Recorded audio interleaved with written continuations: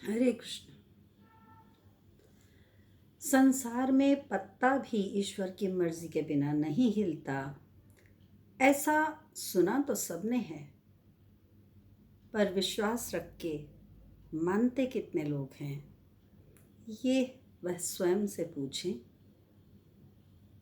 परंतु इसकी सत्यता का अनुभव उन्हें तभी होगा यदि वह पूर्ण ईमानदारी से अपने भीतर से इस प्रश्न का उत्तर खोजेंगे, तो उन्हें इसमें 100% सत्यता दिख जाएगी।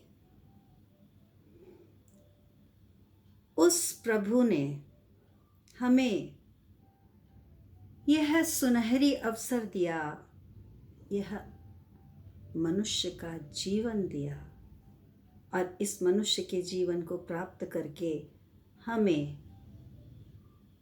जिस ज्ञान को पाने का अवसर प्राप्त हुआ है, वह ज्ञान हमें भगवान श्री कृष्ण ने, हम उन्हें भगवान कहें, इसमें यदि किसी को आपत्ति है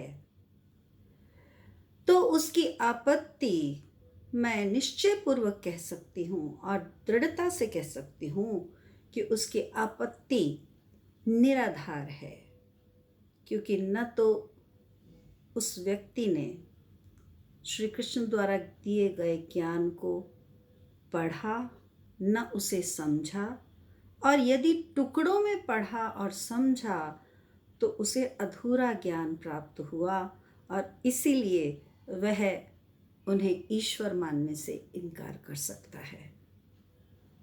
अन्यथा ऐसा ज्ञान, ऐसा दिव्य ज्ञान इस धरती पर अन्य किसी भी मनुष्य रूप में आए हुए, भले ही उन्हें अवतार क्यों ना कहा गया हो, अन्य किसी भी मनुष्य रूपी प्राणी द्वारा इस संसार में ये ज्ञान, ऐसा ज्ञान जो भगवद गीता में दिया गया, किसी अन्य के द्वारा नहीं दिया गया। क्योंकि जो दिव्य ज्ञान भगवद गीता में है वो कहीं और से लिया हुआ ज्ञान नहीं है। उससे पूर्व भी किसी ने ऐसा ज्ञान नहीं दिया और उसके पश्चात भी किसी ने ऐसा ज्ञान नहीं दिया। आप इसे विश्वास पूर्वक अलौकिक ज्ञान कह सकते हैं, दिव्य ज्ञान कह सकते हैं, जिसमें जन्म मरण के चक्कर से लेकर और सभी प्राणियों को इस संसार में भेजने वाले उस ईश्वर की सृष्टि की रचना किस प्रकार से होती है और उसमें मनुष्य किस प्रकार इस ज्ञान को प्राप्त कर सकता है, क्योंकि यह योग्यता केवल और केवल मनुष्य को प्रदान की है उस ईश्वर ने। तो इसमें श्री कृष्ण ने स्वयं को पहचानने का जो तरीका, और न केवल तरीका बल्कि स्वयं को अनुभव करने का जो मार्ग बतलाया है, वह इतनी गहराई, इतनी गहनता से बताया है कि उसका एक एक, आप कहें कि जैसे बुनाई का एक एक धागा अलग कर दिया गया हो, उसी प्रकार से ये पूरी सृष्टि की संरचना का एक एक पक्ष श्री कृष्ण ने भगवद गीता में समझाया है कि मनुष्य, तुम ये समझ लो कि अन्य प्राणियों में तुम सर्वश्रेष्ठ तो हो, परंतु ये भी समझ लो कि तुम्हें जो सबसे अधिक ज्ञान मिला है उसमें पहली बात तो यह समझ लो कि तुम्हें ईश्वर ने ही भेजा है, और जन्म और मृत्यु सब ईश्वर ने अपने हाथ में रखा है, और जन्म और मृत्यु के बीच का जो जीवन है वह जीवन भी कर्मों के आधार पर मिला है। और स्वतंत्रता जो दी गई है मनुष्य को स्वतंत्रता केवल इस जन्म में नए कर्म करने की दी गई है। और इसमें स्पष्टता से श्री कृष्ण ने बताया कि तुम्हें जो स्वतंत्रता प्राप्त हुई है इस जन्म में नए कर्म करने की, तुम्हें नए कर्म भी करने हैं और साथ साथ पुराने कर्मों को भी भोगना है। परंतु केवल यहां तक नहीं रुके श्री कृष्ण। उन्होंने कहा कि तुम इस जन्म मरण के चक्र से स्वयं मुक्त नहीं हो सकते बिना प्रयास के, यदि तुम इस सारे चक्र की रचना को और विधाता के विधान को ठीक से न समझ लो। क्योंकि अन्यथा अच्छे कर्म करने पर उनका फल भोगते रहोगे और बुरे कर्म करने पर उनका फल भोगते रहोगे, परंतु इस चक्र से मुक्ति कभी नहीं मिलेगी। और उस चक्र से बाहर आने की विधि भी श्री कृष्ण ने बताई। और इसके अतिरिक्त सृष्टि के बारे में, सृष्टि के तत्वों के बारे में, और जो वो सारे तत्व मनुष्य के अंदर कैसे समाहित हैं उनके बारे में भी श्री कृष्ण ने विस्तार पूर्वक समझाया है। ऐसा ज्ञान किसी और मनुष्य के द्वारा कभी दिया ही नहीं गया संसार में। तो इसको क्यों पाना आवश्यक है? इससे क्या श्री कृष्ण का महत्व बढ़ जाएगा? क्या इससे श्री कृष्ण को कोई लाभ प्राप्त होगा? जी नहीं, केवल मनुष्य का अपना कल्याण होगा। और जिन्हें नहीं मालूम है उनको याद दिला दूं कि जब श्री कृष्ण ने भगवत गीता कही, अब से 5153 वर्ष पूर्व, यदि मेरी जानकारी में कोई त्रुटि हो तो क्षमा करें, तो 5000 से अधिक वर्ष, 150 वर्ष अधिक पहले जब श्री कृष्ण ने इस ज्ञान को दिया अर्जुन को माध्यम बनाकर, उस समय आज जिन बातों से लोग भ्रमित हैं कि हमारा धर्म ये कहता है, हमारा धर्म वो कहता है, इस तरह के कोई धर्म तब थे ही नहीं। ना उस समय बौद्ध धर्म आया था, न जैन धर्म आया था, और उससे भी पहले यहूदी धर्म जो है वो भी अब से लगभग 3000 वर्ष पहले आया। फिर इस्लाम बहुत बाद में, अब से केवल 1400 वर्ष पहले, और सिख धर्म मात्र 550 वर्ष पहले। कोई धर्म अपनी ओर से किसी को गलत शिक्षा नहीं दे रहा, हम यह मानकर चलेंगे, क्योंकि धर्म की स्थापना करने वाले अच्छे मनुष्य थे।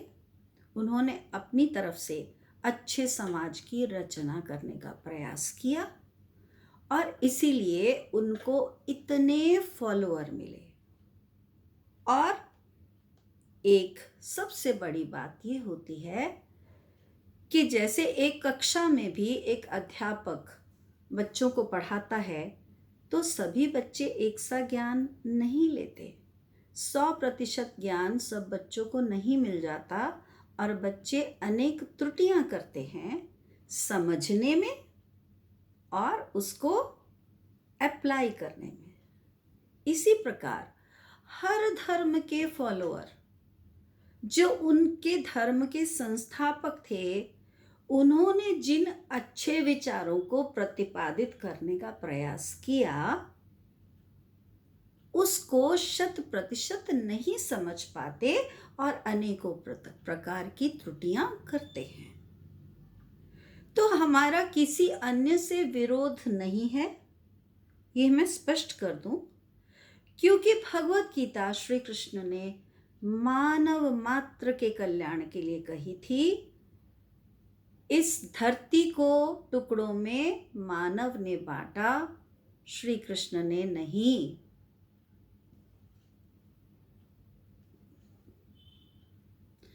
भगवान ने धरती को टुकड़ों में बांटकर नहीं दिया। भगवान ने धरती पर जो भी रिसोर्सेस थे उनको भी टुकड़ों में नहीं बांटा, उनको भी नहीं बांटा, किसी प्रकार से नहीं बांटा।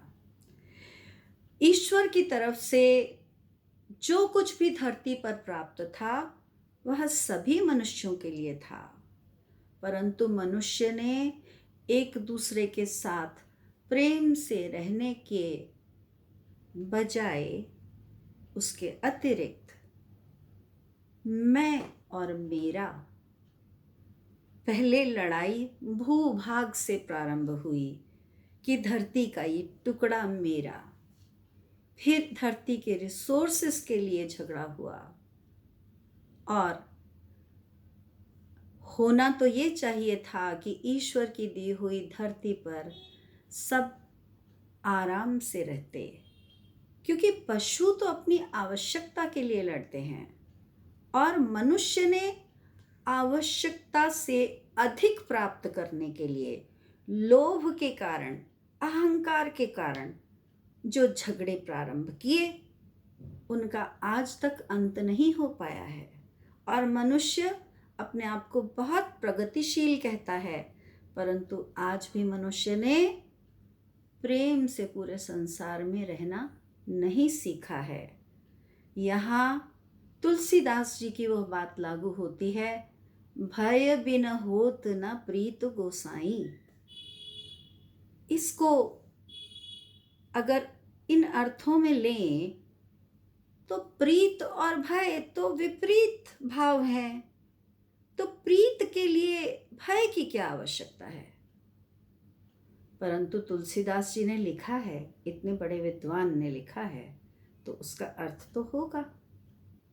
तो आज संसार में जो शांति दिखाई देती है वह शांति केवल भय के बल पर है। भय किस बात का? भय इस बात का कि इतने हथियार जो जमा कर लिए हैं सबने, और उनमें न्यूक्लियर वेपन्स भी हैं, उनमें से अगर किसी एक सरफिरे का दिमाग फिर गया और उसने न्यूक्लियर वेपन्स का प्रयोग कर लिया तो इस धरती का अस्तित्व खतरे में आ जाएगा। तो यह जो शांति बनी हुई है, यह शांति भय के आधार पर बनी हुई है, परंतु ईश्वर तो यह चाहते हैं कि इस धरा पर शांति भय के आधार पर नहीं, विवेक के आधार पर हो। क्योंकि ईश्वर ने जो दिया है उसको किस प्रकार आपस में सहयोग करके और प्रेम पूर्वक अपने अस्तित्व को बनाए रखा जाए, इसकी विवेक बुद्धि ईश्वर ने मनुष्य को दी है। परंतु सबसे बड़ा विलन कौन है? विलन है लोभ और अहंकार, जो झगड़े का मूल है। और कुछ लोग ऐसा भी समझते हैं कि श्री कृष्ण ने तो महाभारत के युद्ध में अर्जुन को सहयोग किया, तो श्री कृष्ण तो युद्ध करवाने वाले हैं। मगर भगवत गीता की आत्मा ही ये है कि जब कोई दूसरा तुम्हारे अस्तित्व को ही समाप्त करने का प्रयास करे और युद्ध के अतिरिक्त कोई विकल्प न हो, तो उस समय न केवल आत्मरक्षा के लिए बल्कि अधर्मी संसार पर विजय प्राप्त करके और अधर्म को और न बढ़ाने लगे निरंकुश होकर, ऐसे में आवश्यक हो जाता है कि धर्म की रक्षा के लिए, केवल शरीर की रक्षा के लिए नहीं, धर्म की रक्षा के लिए वह युद्ध लड़ा जाए और पूरी शक्ति से लड़ा जाए, ताकि व्यक्ति विशेष भले ही रहे अथवा न रहे, व्यक्ति विशेष का कोई मूल्य नहीं है, परंतु समाज में कौन से मूल्य रहेंगे, कौन से मूल्य नहीं रहेंगे, इसी का विशेष महत्व है। और मूल्यों के बिना कोई धर्म नहीं है। यदि मूल्यहीन समाज है तो उसमें धर्म है ऐसा कहना ही व्यर्थ है। तो समाज में मूल्यों को बनाए रखना, मानव मूल्यों को बनाए रखना, जिससे मानवता जीवित रहे, वही वास्तविक धर्म है। और उस धर्म की स्थापना के लिए यदि युद्ध भी आवश्यक हो तो वह युद्ध करना सर्वोचित है। श्री कृष्ण ने स्पष्ट कहा अर्जुन को कि ऐसे युद्ध में भाग लेने से तो पाप का भागी नहीं बनेगा, क्योंकि पाप और पुण्य का लेखा रखने वाला मैं हूं और मैं तुझे अभय दान देता हूं कि धर्म के लिए लड़े गए युद्ध में तू पाप का भागी नहीं होगा। तो अर्थ का अनर्थ करने वाले लोग भ्रमित करते हैं कि यह एक हिंदू धर्म मात्र के लिए है यह ज्ञान। शायद उन लोगों को नहीं पता कि उस समय हिंदू धर्म या अन्य धर्म जिनके मैंने नाम आपको गिनवाए, हालांकि धर्म का अर्थ ड्यूटी होता है, कर्तव्य होता है, और जितने भी अन्य जिन्हें धर्म कहा जाता है वह वास्तव में वह मजहब हैं, वह रिलीजियंस हैं, वह मनुष्य को एक प्रकार का आचरण करना सिखाते हैं जिससे समाज में शांति और व्यवस्था बनी रहे। तो जिस समय श्री कृष्ण ने कहा, उन्होंने मानव मात्र के कल्याण के लिए कहा, और आज भी वह सभी बातें वैज्ञानिक आधार पर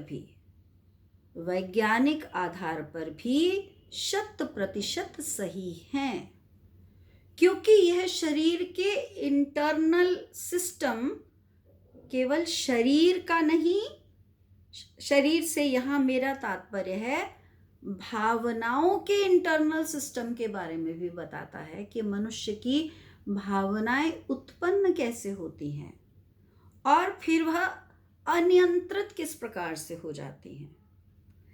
भावनाओं के उत्पन्न होने से लेकर उनके अनियंत्रित होने तक का सारा विज्ञान श्री कृष्ण ने भगवत गीता में बताया है।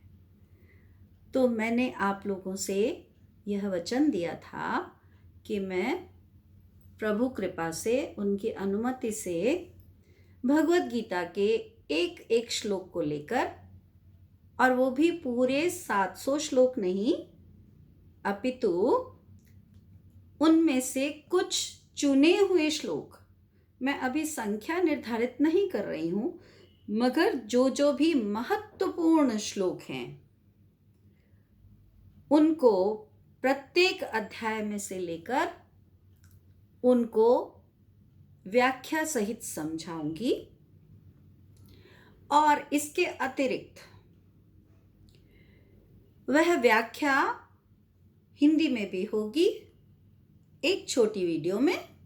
अब वह छोटी का साइज 1 मिनट 2 मिनट नहीं होगा, व्हाट्सएप की तरह या टिकटॉक की तरह, क्योंकि उतने कम में व्याख्या संभव नहीं, परंतु फिर भी प्रयास होगा कि वह वीडियो छोटी बनाई जाए, हिंदी में भी और इंग्लिश में भी।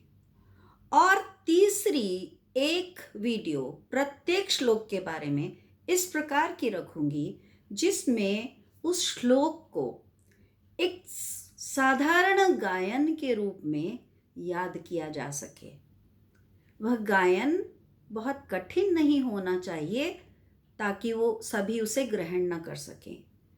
तो इसलिए उसकी धुन, उसका म्यूज़िक बिना वाद्यों के बहुत सरल रखूंगी, ताकि उसका उद्देश्य है श्लोकों को कंठस्थ कराना। आप बार बार जिस भी चीज़ को सुनते हैं वह बार बार जब आपके कानों से होते हुए आपके मस्तिष्क में जाती है, आपकी बुद्धि में बैठ जाती है, तो फिर वो आपका एक भाग बन जाती है। आपको अधिक प्रयास नहीं करना पड़ता उस चीज़ को दोहराने के लिए। यह प्रकृति की देन है हम सबको। इसलिए मैं इसी विधि का प्रयोग करूंगी प्रत्येक श्लोक को याद करवाने के लिए। और फिर से बता दूं, प्रत्येक श्लोक के संदर्भ में एक वीडियो होगी जिसमें उस श्लोक को गाकर कम से कम 15 या 20 बार उस श्लोक को गाया जाएगा। उसके पहले भी कुछ नहीं, उसके बाद भी कुछ नहीं। और एक वीडियो होगी उसी श्लोक के संदर्भ में जिसमें उसकी व्याख्या हिंदी में होगी और श्लोक को केवल एक ही बार गाया जाएगा। और फिर से तीसरी वीडियो होगी जिसमें श्लोक को तो एक ही बार गाया जाएगा और उसकी व्याख्या इंग्लिश में की जाएगी। तो प्रभु से, ईश्वर से, भगवान से प्रार्थना है कि यह कार्य जो उन्होंने मुझे सौंपा है उसको मैं परिपूर्ण कर सकूं, ताकि धरती पर विलुप्त हुए ज्ञान को पुनः पुनः प्रसारित किया जा सके, क्योंकि ज्ञान ही वास्तविक प्रकाश है। अन्यथा जागा हुआ मनुष्य भी भीतर से सो रहा होता है। और वेदों में भी कहा गया है, तमसो मां ज्योतिर्गमया। तो अंधकार को दूर करने वाला सूर्य प्रतिदिन पृथ्वी को प्रकाशित करता है और हमारे मन के भीतर हमारे अज्ञान के अंधकार को दूर करके केवल ज्ञान ही हमें भीतर से प्रकाशित कर सकता है। और ईश्वर हम सबको उसी प्रकाश में नहाने का अवसर दें, अपनी कृपा हम सब पर बरसाएं, ताकि हम वास्तव में भीतर से प्रकाशित हो सकें। इसी प्रार्थना के साथ पुनः मिलेंगे। हरे कृष्ण।